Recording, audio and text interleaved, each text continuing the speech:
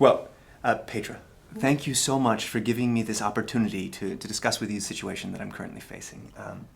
I'm really new in my position, and I don't yet have the kind of relationships with the people in my new workplace that would allow me to be frank and open about the challenges that I'm facing. And I remember the really positive atmosphere during our coaching sessions at the EMBA. So I'm really looking forward to picking your brain and your experience for some help again. Well, no problem, John. I learned a lot myself during the coaching sessions, and I'm looking forward to the experience again. So, what would you like to achieve in our coaching session today? Well, I'd like to talk to you about the current situation that I'm in, and if what I'm doing is right. I think I need a fresh perspective on my problems and how I handle them. And maybe you can offer some solutions. As you remember, they always told us in the AMBA program that finding solutions remains the responsibility of the coachee, didn't they? Anyway, let's start with a description of the situation you're facing right now. Okay, as you know, 2 months ago I started in a new position at Berlingo Assurances. It's a large insurance company. And I moved over there from Smithstone Incorporated. It's a huge industrial conglomerate. Now Smithstone has had internal consulting as part of its program for over 25 years. But at Berlingo, it's a completely different story. They started a small department with the goal of streamlining business processes about 2.5 years ago, and they've been struggling with it ever since. Now, initially, they brought in a former powerhouse consultant to run the department, and he immediately started to bring in all sorts of McKinsey-type people. And they did a lot of interviews, and they created a lot of data sets, and they made a lot of PowerPoint slides, and they thought that they knew what they were doing, but what they failed to realize that was, unlike staff from an external consultancy, they wouldn't be able to walk away after their presentation. The company expected them to be part of the process of implementation, and that is when they started to realize that there was actually a lot of resistance to their ideas and plans, and that nobody was willing to dedicate any kind of energy or effort, to say nothing of real budgets, to helping them implement their ideas. To make a long story short, the head of the department left, as did a few other internal consultants. So when they brought me in, they thought that my experience as an in-house consultant would make me a better fit than bringing in someone directly from a strategic consultancy firm. And having just finished the EMBA program, I was really excited about the opportunity, as the hierarchy in Smithstone was such that it would take years before I could have my own shop. And here, I could have my own show and have a lot of freedom to decide what to do. I was really excited about this job opportunity, and I thought that I could do things right. And you may even remember during our EMBA course how often I complained about how bureaucratic and inflexible the consultancy part of Smithstone was. And how I didn't feel comfortable working in an environment that had lost so much of its flexibility and speed. So 2 months ago, I started at Berlingo Assurances. So it sounds like you were very excited to take the job, because you were your own boss and you can run your own show. And I hear that you want to make a difference. Right, yeah. I was really excited about it. I am really excited about the job. What happened is that with the departure of a few employees, I was left with a department that is too small, at least in terms of what the company's expectations are for our work. And the employees who did stay are frustrated because they don't like the way they're being viewed by the rest of the organization. And the company's frustrated because they've had this bad experience with a consultancy in the past. And they don't take us seriously. Okay. I hear at least 3 issues here. The first is about the headcount. You say that you don't have enough people. The second is related to the morale of the team. I hear that people are frustrated. And the third one is about the way the organization treats your team. You say they don't take it seriously. So which of the issues do you think you need to work most energetically on?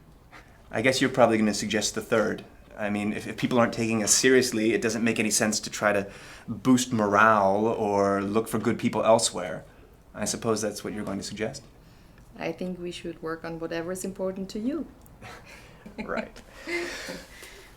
I think that the way that the internal consulting department is treated at Berlingo Assurances is something that keeps me awake at night. And I know that we have to start being taken seriously if I'm ever going to develop a well-functioning consultancy function. So in an ideal situation, what does being taken seriously would mean for you and your department? I suppose it would mean that people view me and my function as a valuable, trusted advisor that can help with the achievement of organizational goals by by analyzing situations, by setting a course of action, and by being involved in the process of implementation. That sounds almost like a mission statement for your function. Right, okay. I guess I've been giving a lot of thought to this formulation of our raison d'etre. But I want this endeavor to be successful. I mean, I wouldn't have left a comfortable position at Smithstone if I didn't want to make a difference. So, and what does the situation look like right now? What makes you think that the organization doesn't take your function seriously? Now, to give you an example, I should quote a project that started before I did. It was a large project with a lot of analytical work. And as they got ready to make their presentation, and this is in my first week on the job, it comes to be known that actually a nearly identical task has been given to an external consultancy company, and that they're going to present their findings to the board. I mean, we didn't even know there was an external consultancy involved in the project. And what makes you say that they are not taking you seriously? I mean, you mentioned that you wanted to be taken seriously by Berlingo Assurances? Yeah, well, I mean, they could have at least told us that there was this type of parallel work being done and that there was an external consultancy involved. That situation really drove me crazy. Well, but even if they did, would that have changed anything related to the project or you joining the company? You know, the project was almost at an end. No, it wouldn't have changed my decision about joining. So are there any other signals that makes you think that they don't take you seriously? I mean, it's hard to show you any direct evidence. It's more just like a feeling that I might be missing the action. I mean, if I was even being invited to an important strategy meeting, or if I could even get into a conversation with a function leader or a marketing leader, I mean, even informally. So, if I hear correctly, the sense that you're not being invited to important discussions makes you feel that you're not being valued personally. Yeah, I think that my personal credibility could contribute to the credibility of the whole team. And I believe that it's really important that we work on that, because if not, the Horns effect that we learned about during our organizational behavior course at the MBA could haunt the entire team. Petra, I think you're doing a really good job as a peer coach. I think that I recognize that it's actually my personal credibility with the organizational critical stakeholders that should be part of my immediate agenda. It sounds like you realize that you need to work on the way the organization perceives you. You know what comes to my mind? Is the discussion we had in our organizational behavior class on dispositional trust. The trust that is not yet based on your achievements, but rather on the comfort that people have when they need to rely on you. Could it be that the fact that you come from outside, not only Berlingo Assurances, but from the outside of the insurances industry in general, makes you too different for people to accept you? Or maybe they just don't know you enough? You know, it's good that you remember that organizational behavior course.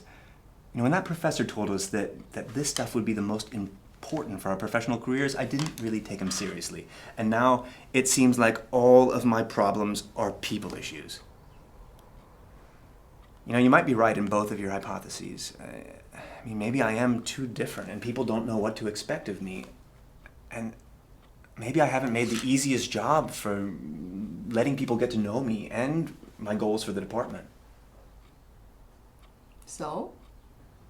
I guess that I need to identify critical individuals within my organization. I need to find the key stakeholders and start to build relationships with them. How would you go about that? I think that I'd start by making a list of the key stakeholders that I need to speak with individually. I've already got that in the back of my mind already. I think I would present myself and find out about what their concerns are and what their expectations are of the consultancy within the organization. You know, I think that I'd also ask my team about the people that they've run into that have been difficult and add them to my list as well.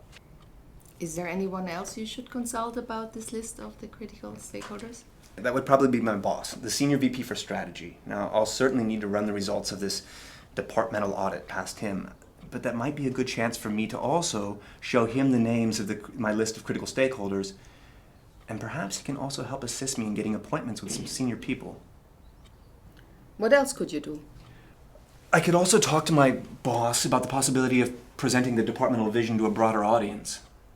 Are you ready to do that? Actually, that doesn't make much sense, does it? I think I really need to talk to the people and find out what their concerns are. Yeah. No, I'm not ready yet to present the departmental vision. So what would be the actionable steps now? I'll make a list of critical stakeholders who I need to speak with individually. I think that I'll take a consulting approach without really calling it that, in order to explore these individuals' expectation of the consultancy function within the organization. I can also use this as a chance to present myself and my expertise, and to communicate my willingness to work with them on supporting them in their challenges. Good. And I guess as a peer coach, I need to ask you, when are you going to do that? Right. I'll finish making the list tonight. I'll speak to my people tomorrow. I will talk to my boss next week, and I should have the first contacts no later than 2 weeks from now. Good. And how will you keep yourself on track? Well, I guess that we're going to have to stay in contact. And don't worry, I won't bother you too much. Actually, I'm very interested to see how it goes. I find this question to establish personal credibility to be very important and at times scary. So, I really want to learn from your experience. It's a deal. Let's check in with each other in about a month's time and see how it goes. Great. So we're almost finished. How did it go for you? Pedro, this has been really, really helpful. I started out with looking at my new job and the situation with my team as a set of various problems and issues. And now I think I realize that it's actually about my personal credibility with the organizational's critical stakeholders that is going to be key to me being able to solve all the other issues.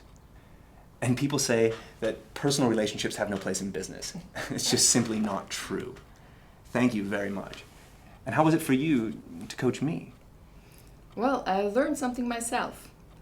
I realized that I often expect people to treat me in a particular way without giving them enough information about me or my work that would actually allow them to treat me that way. So it would be great if we could budget a little bit more time, that you could coach me next time. Absolutely. It'd be my pleasure. Great. Yeah. It reminds me, we should actually write a letter to our organizational behavior coach and tell him that he was right when he said that we need to develop a network of people that we can ask when we need help. I'll sign that letter.